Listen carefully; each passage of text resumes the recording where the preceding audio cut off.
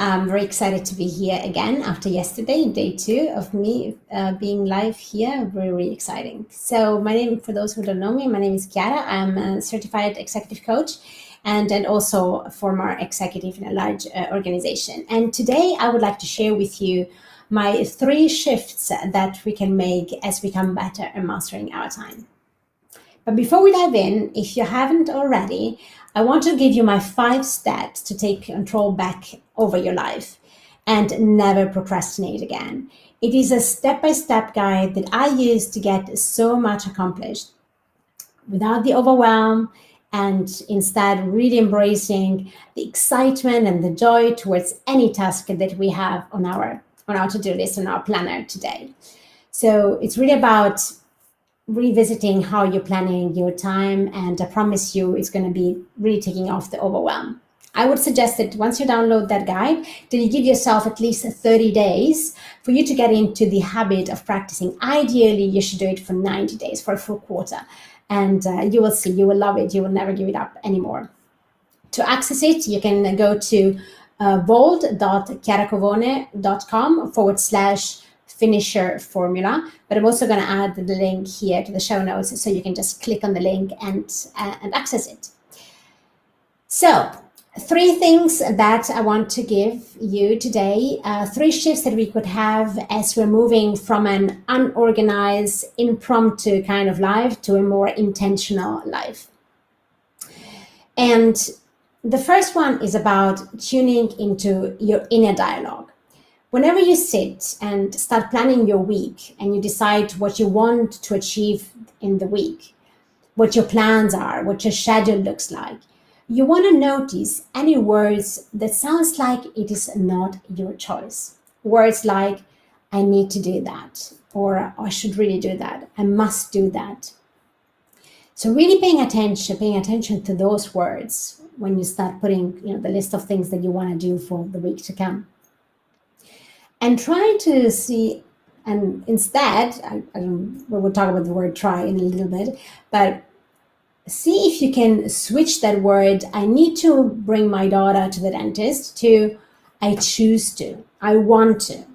I want to because I like the consequences of me doing that activity. Embrace and own it. And this is not just for what you will be doing. It's really important that we apply this principle also to the stuff that happened last week, for instance. What you have done or not done from the last week. You really want to reclaim your own power. Whether you like it or not, but you want to own it. Because the reality is that this is how it is. Everything that you've done, it was your choice. Reclaim that power. Don't justify it like something else, some circumstances made you do certain things. It is your choice. Own it. You want to have back that control and power over your life, over your action, and over your results. How much are we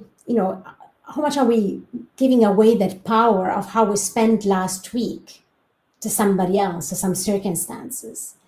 And it is instead much easier to become more deliberate when you really go back to the past and say, okay, this is what I've done, and this was my choice, so now I can be much more deliberate when I'm planning the week to come, and I decide how I want to spend the week about to start the week that we are already in. How do I want to spend that? Because I am the one that owns that time, that owns that power, and I'm deciding how I want to spend that time.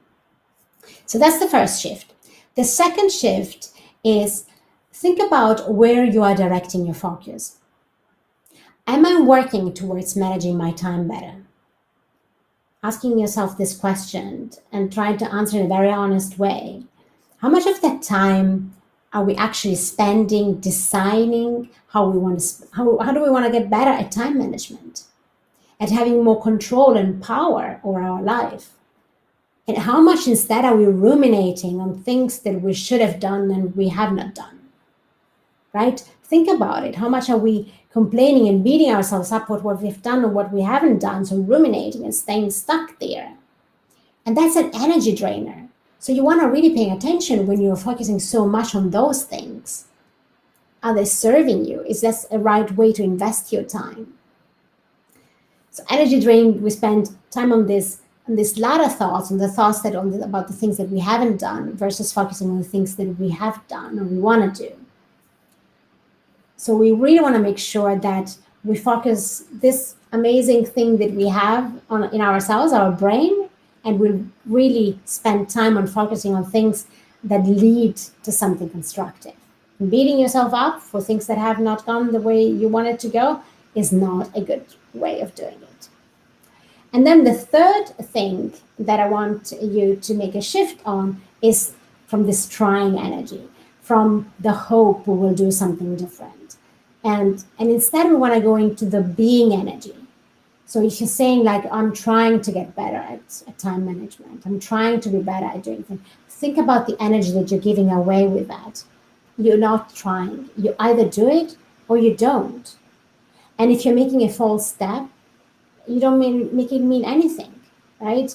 Some people have been planners their entire life, and some people are just starting out, and that's okay. We're in a journey. But you want to own it, you want to really invest your energy in right things and not trying. You're doing, you're committing, you're being a good planner, and believe that's what you are. So I hope this was helpful.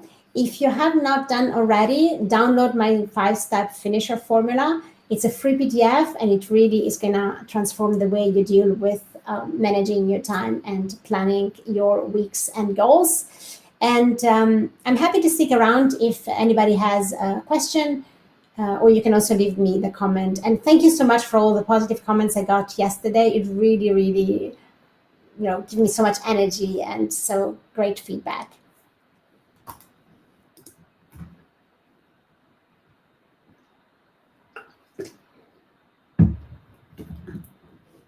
All right. Thank you again for today, and I'll see you maybe tomorrow. Have a good day. Bye-bye.